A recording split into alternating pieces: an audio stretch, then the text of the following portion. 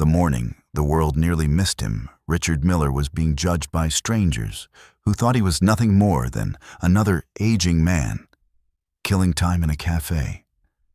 What none of them knew was that the quiet figure seated by the rain-streaked window held the power to change lives with a single decision. And that power had been forged in silence loss and decades of ruthless success.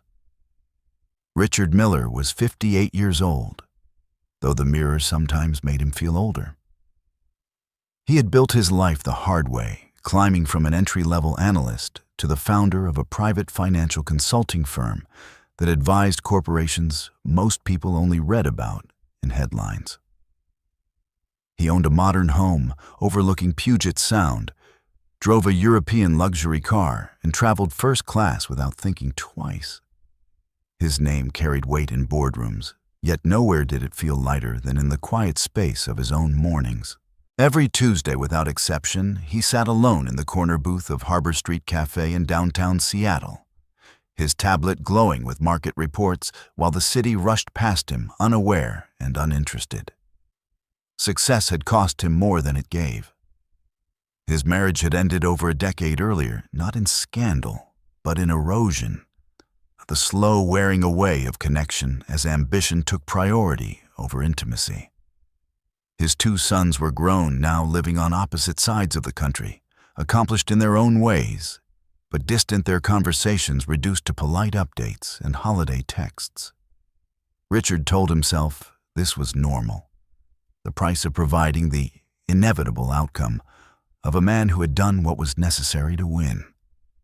Yet, in the quiet moments between sips of expensive coffee and unread messages, he felt the truth press against his chest. He was alone, and he had built that loneliness brick by brick. That morning, the rain came down hard, turning the streets into silver ribbons. The cafe smelled of roasted beans and warm bread, a refuge from the gray world outside. Richard sat perfectly still, dressed in a tailored charcoal coat, reviewing a contract worth several $1,000,000, his expression unreadable. To the staff, he was just another regular. To the other patrons, he was invisible. No one saw the way his eyes paused on reflections in the window or how his jaw tightened whenever a family laughed nearby. He had learned to exist inside himself, a habit that had once made him unstoppable and now made him unreachable. He did not notice the small figure approaching his table until she was already there. At first, he thought it was a shadow, a trick of the dim light and rain. Then a voice, soft but determined, cut through the hum of conversation. Mr. The word landed like a stone dropped into still water. Richard looked up, irritation flickering before surprise replaced it. Standing before him was a little girl no more than 6 years old, her blonde hair braided neatly with pink ribbons that had begun to fray.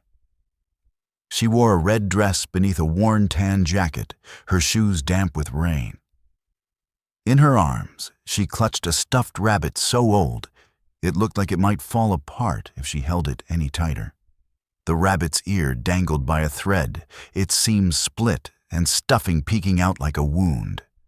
Richard glanced around instinctively, searching for a parent, a guardian, anyone who might explain why a child had been sent to him. His world had rules, boundaries, carefully drawn lines. Children did not cross them. Yet this one stood firm, blue eyes locked onto his fear and hope colliding in her gaze. "Can you help me?" she asked, her voice barely above a whisper. He was about to refuse to gently redirect her to someone else when she added the words that would fracture his routine beyond repair. "It was the last gift from my dad." Time slowed. The cafe noise faded into a distant murmur as Richard absorbed the weight of her sentence. Not is, but was. He had heard that tense before, had used it himself when speaking about things he could not bring back. He set his tablet down, something he rarely did, and really looked at her. The rabbit was not just a toy. It was memory. It was proof that love had existed and still mattered. Somewhere behind her, he noticed a woman watching them, exhaustion etched deep into her face, hope battling caution in her eyes. In that moment, without understanding why, Richard felt something crack inside him. For the first time in years, the world had reached into his carefully controlled life and demanded a response. Richard Miller had negotiated hostile takeovers with men twice his size and stared down rooms filled with executives who feared his silence more than his words. Yet the sight of a small girl holding a broken stuffed rabbit left him strangely unarmed. He cleared his throat, buying himself a second to regain control. "I am not very good at fixing things like that," he said carefully, his voice low-measured. It was the same tone he used in boardrooms when delivering bad news. The girl's shoulders sank for a brief moment, disappointment flickering across her face. But she did not step back. Instead, she hugged the rabbit closer, as if bracing herself against another loss. "My name is Emily," she said, gathering courage that seemed far too heavy for someone her age. "The rabbit's name is Oliver. Daddy gave it to me and my sister before he went away forever." She hesitated on the last words, choosing them with painful precision. "Lucy is only 4. She does not know how to be careful yet. She pulled his ear when we were playing." Emily lifted the toy so Richard could see the damage more clearly, her small hands trembling not from fear, but from responsibility. She was not asking for herself alone. She was asking on behalf of a memory she felt obligated to protect. Richard found himself leaning forward, elbows resting on the table, his expensive coat forgotten. "Where is your mother?" he asked, softer now. Emily turned and pointed toward the window. A woman sat at a nearby table, her posture tense, a folder of papers spread before her like armor. She was watching them closely, eyes sharp with concern, yet she did not intervene. Her clothes were neat, but worn the kind chosen carefully to appear professional, despite having lived many hard days. Richard recognized that look instantly. It was the look of someone who could not afford mistakes. "That is my mom," Emily said. "Her name is Sarah." She lowered her voice as if sharing a secret. "She has interviews today. A lot of them.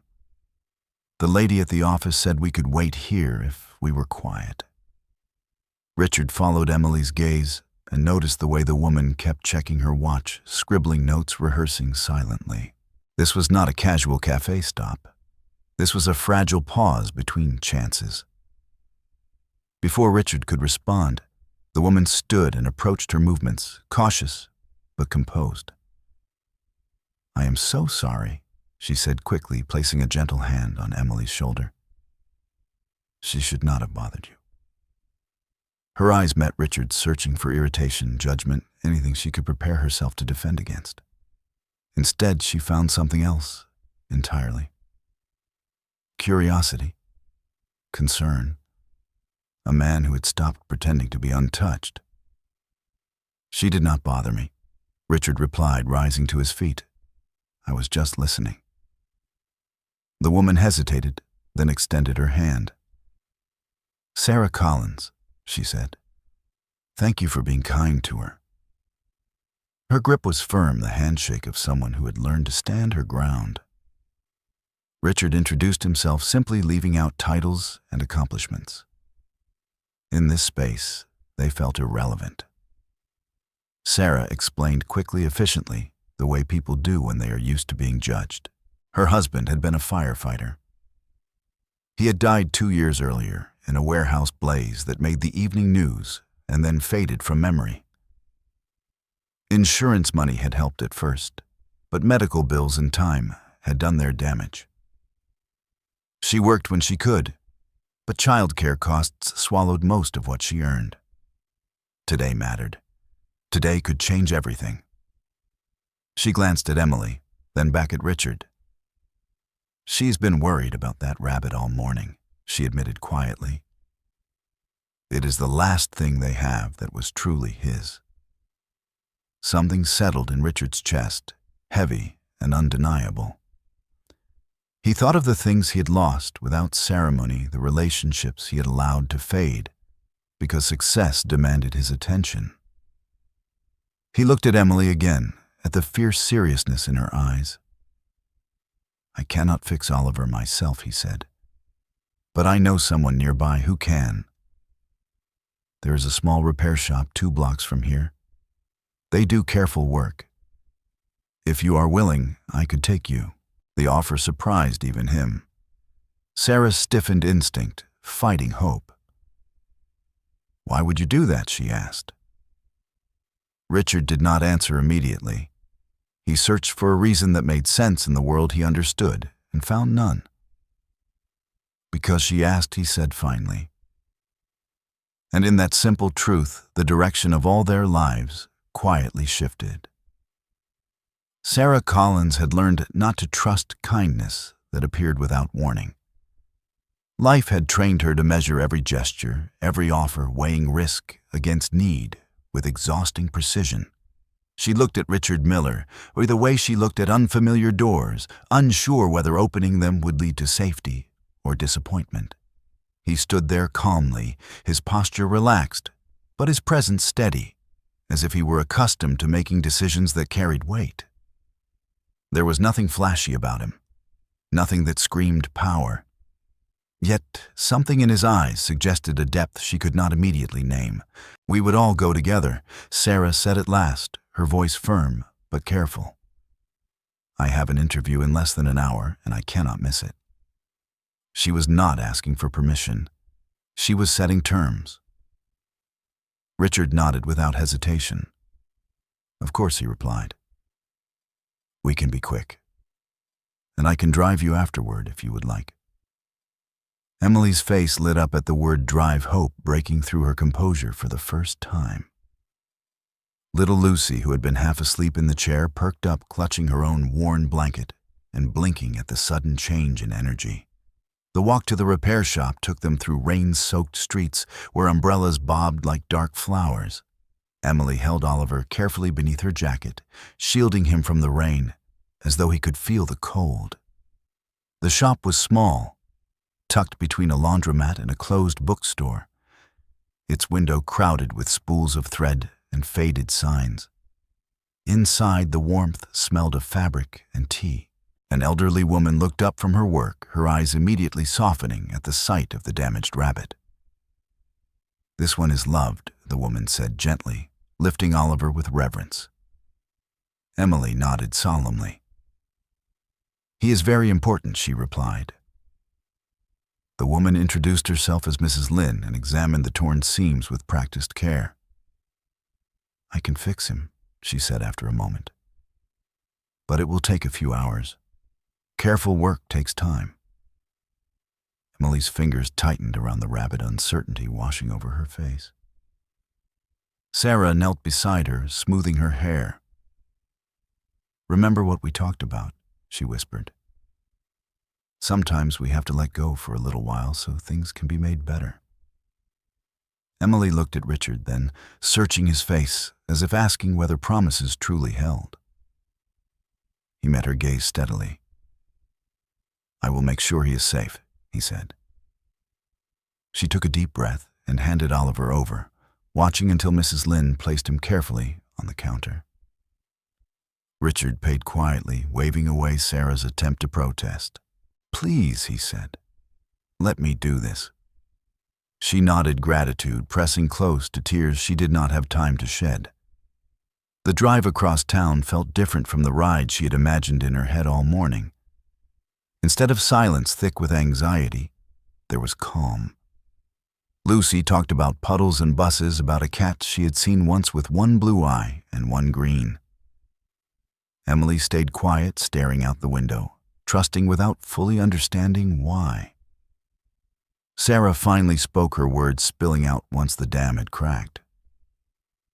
She talked about interviews that went nowhere, about employers who smiled kindly before choosing someone else. She spoke of exhaustion that settled into her bones, of nights spent calculating rent and groceries with trembling hands.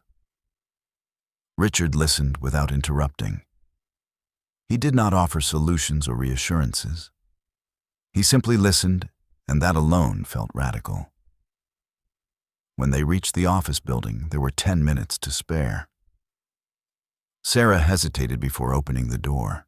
"Would you stay with them?" she asked the question, heavy with vulnerability. Richard looked at the two small faces in the back seat, then back at her. Meetings could wait. Calls could be returned. He nodded once. "We will be right here." And as Sarah walked away, hope and fear tangled in her steps, none of them knew that this ordinary decision had already set something extraordinary in motion. The hours stretched longer than any boardroom negotiation Richard Miller had ever endured. He sat in the parked car beneath a gray sky rain, tapping softly against the windshield, like an impatient clock while the office building loomed ahead, indifferent to the fragile hope unfolding inside it. Lucy had fallen asleep almost immediately, her head tilted awkwardly against the car seat, breath slow and even. Emily remained awake, hands folded in her lap, eyes fixed on the revolving door her mother had disappeared through. Every few seconds, she leaned forward slightly, as if willing it to open sooner. "Do you think Mama will get the job?" she asked quietly, her voice steady but thin. Richard did not answer right away. He had learned long ago that false certainty was a luxury adults used to protect themselves, not children. "I think she is doing her very best," he said at last. Emily nodded, accepting this with a seriousness that felt older than her years. "She practiced all night," she added. "She talked to the mirror and everything." The image struck Richard harder than he expected. He imagined Sarah standing alone in a dim apartment, rehearsing answers while her daughters slept, carrying the weight of survival on her shoulders. Emily turned toward him, curiosity overtaking worry. "Do you have kids?" she asked. "I do," Richard replied. "2 sons." "Are they big?" "Very big," he said, managing a small smile. "They have their own lives now." Emily considered this. "Do you miss them?" The question was simple, unguarded, and devastating. Richard felt the familiar ache rise, the one he usually ignored by burying himself in work. "Yes," he admitted. "I do." Emily nodded again, as if confirming something she already knew. "You should tell them," she said. "My daddy used to say love is only real if you share it." The words settled into Richard's chest and stayed there. He looked away, blinking against a sudden tightness in his throat. Before he could respond, the building doors opened. Sarah stepped out, her shoulders slightly slumped, her expression carefully neutral. Richard knew the look instantly. He had worn it himself after deals that fell apart despite perfect preparation. She reached the car, opened the door, and sat down slowly, as if her body had finally run out of strength. "They went with someone else," she said quietly. "More recent experience?" Her voice did not break, but something inside her had. No one spoke for a moment. Then Richard surprised himself. "Would you like to get lunch?" he asked. "My treat."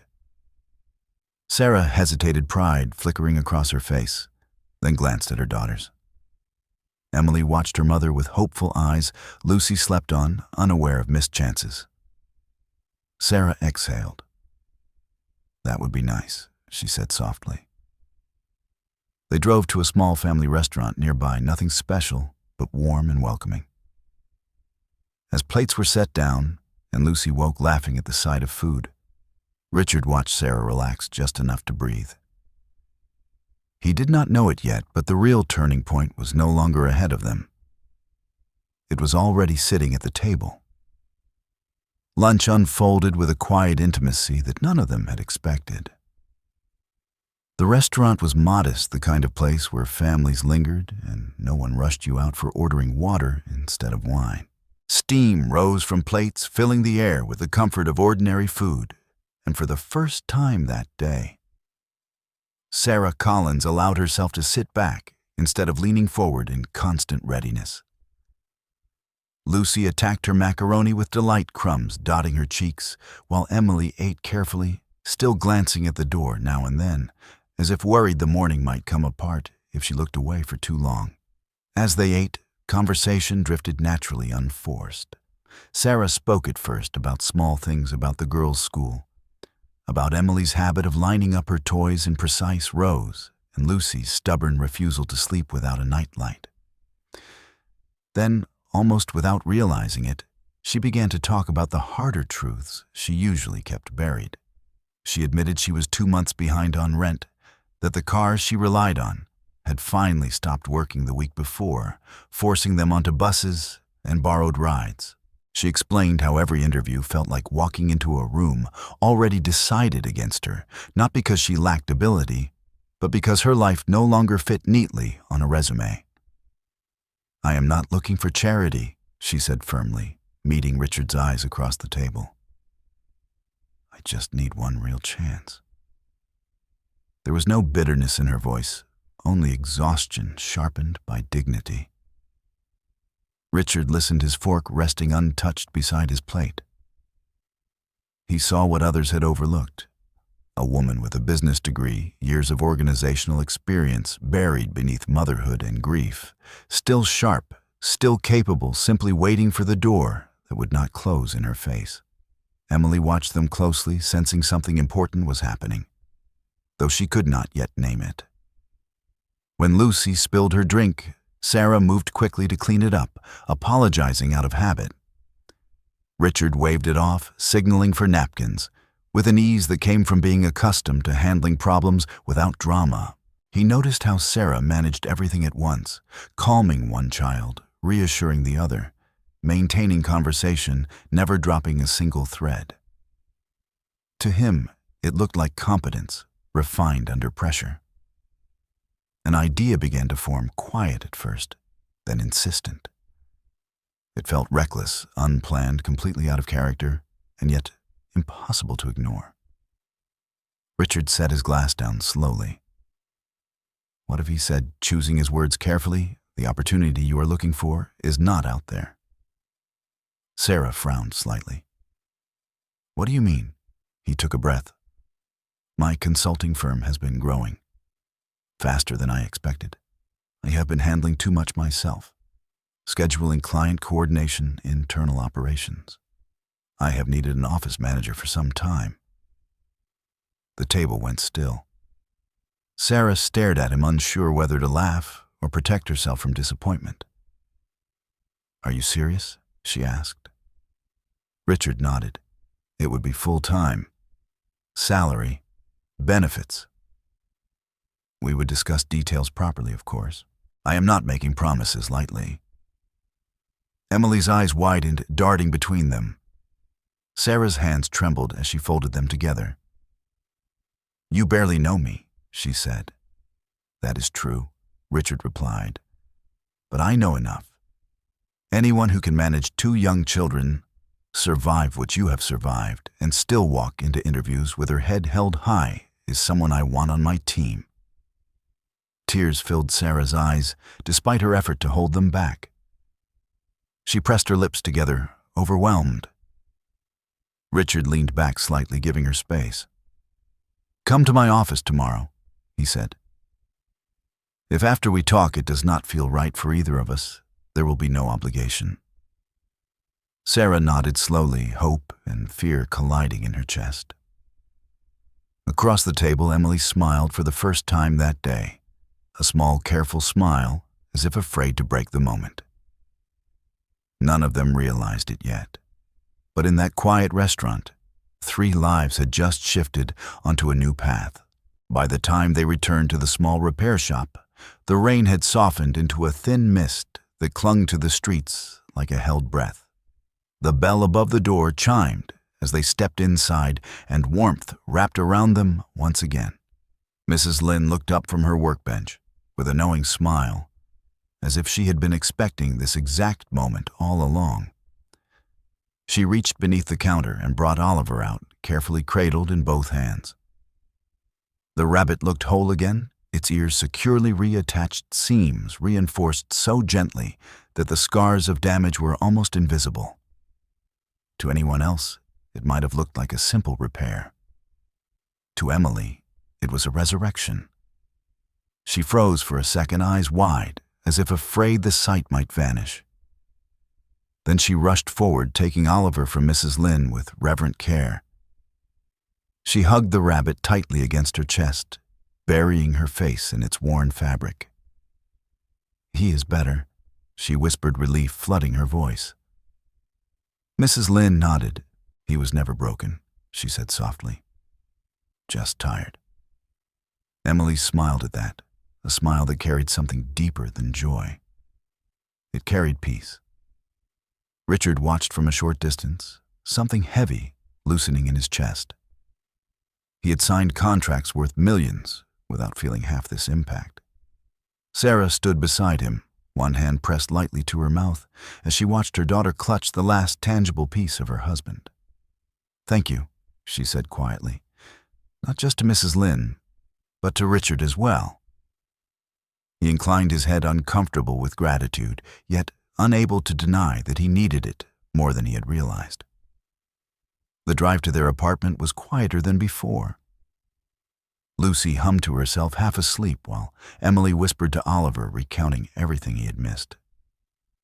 Sarah stared out of the window, her thoughts moving faster than the city around them.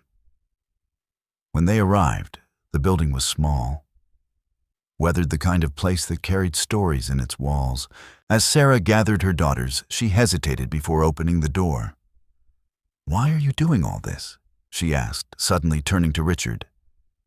"Please," she added, "I need the truth." Richard did not answer immediately. He looked at the girls, at Emily clutching Oliver, at Lucy leaning against her mother, safe in her orbit. He thought of his own sons, of the years he had traded presents for provision, of the quiet echo waiting for him every night in a house too large for one man. "Because she asked me for help," he said finally. "And because I realized I had been saying no to the world for a very long time."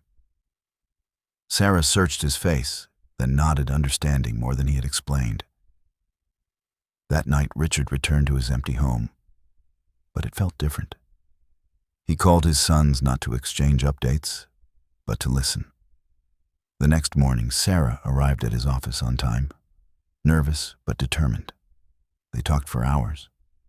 She asked hard questions. He answered honestly. By the end of the week, she had started work. She brought order to his chaos, warmth to his sterile routines. Sometimes, when childcare fell through, Emily and Lucy sat quietly in the conference room, drawing pictures that brightened the walls. Weeks turned into months. Richard found himself staying later, not out of obligation, but because he enjoyed the life unfolding around him. He attended school events, learned Emily's favorite stories, laughed more than he had in years.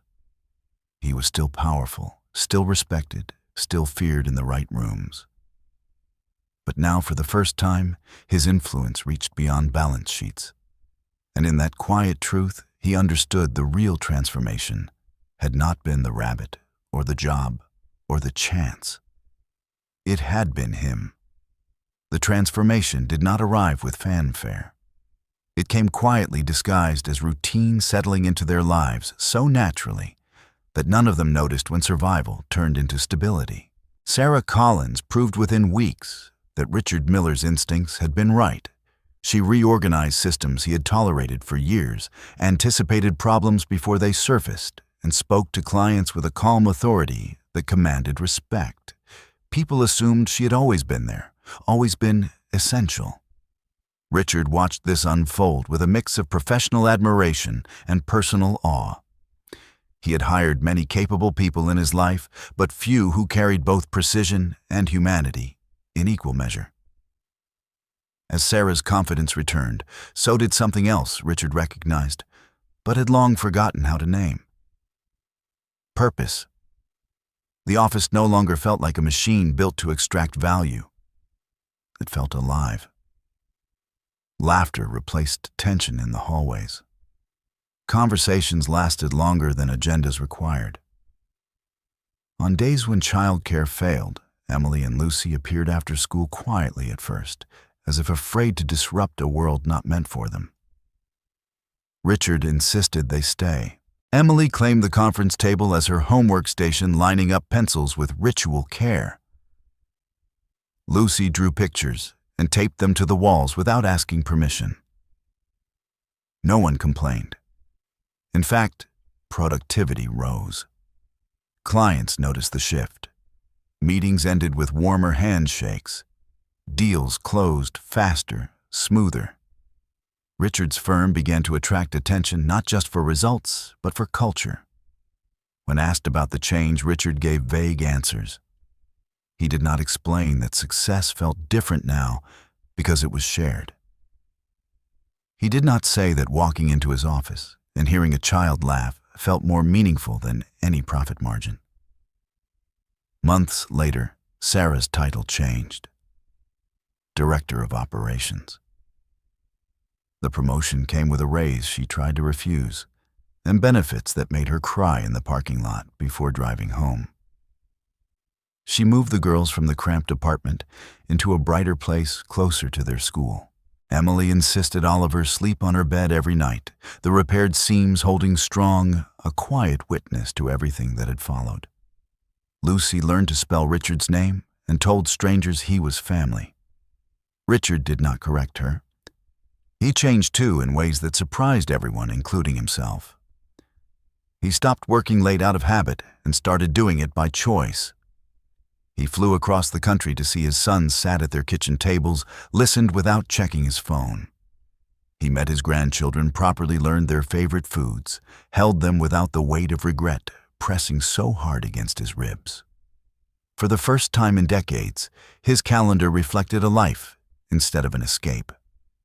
On the anniversary of Emily's father's death, they went together to the memorial park.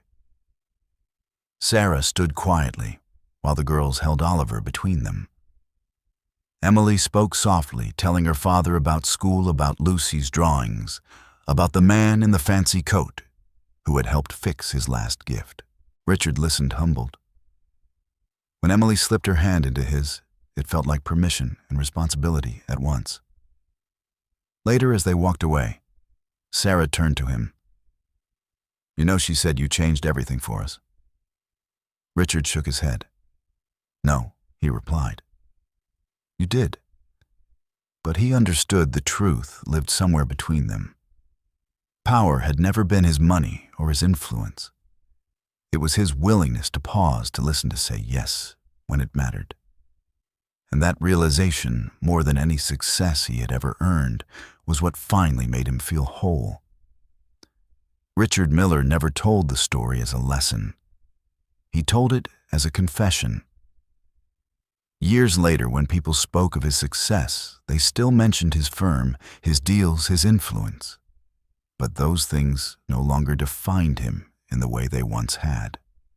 What defined him now were ordinary moments that would have once seemed insignificant. Weekend dinners that stretched long into the evening.